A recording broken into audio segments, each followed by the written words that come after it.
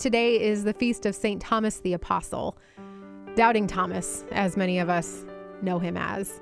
Can you imagine being remembered for something you did wrong or a goof or something you weren't proud of? It has to be hard. I have so many reasons to be grateful for Thomas.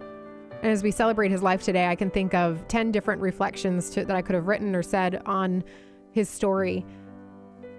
But the fact that Thomas wasn't there when Jesus appeared to the other apostles after his death, was that Thomas's misfortune, or was that what it was really meant to be? Was that part of God's plan?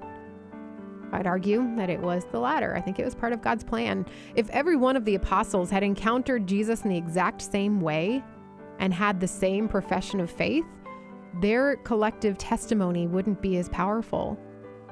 Here Thomas was saying, until I see him, until I can touch his wounds, I won't believe.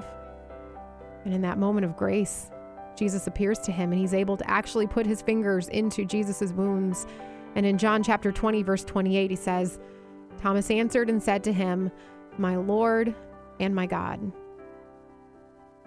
God didn't plan for cookie cutter disciples. God didn't want Peter and Paul to have the same story. God didn't want Thomas and Matthew to have the same story. And he didn't plan for the same for us either. Yet we still get so frustrated and discouraged when we know somebody else that maybe seems to be stronger in their faith than us, or someone who has this amazing story.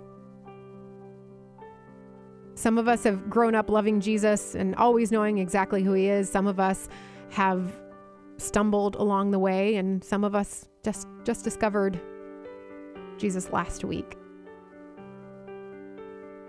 And all of us, our collective testimony, just like them, our collective testimony is powerful. So whether you're a Peter who could have recognized Jesus as the Christ from the beginning, or a Thomas who missed the news for a little bit and then took some convincing, embrace that you are part of God's plan for sharing the gospel.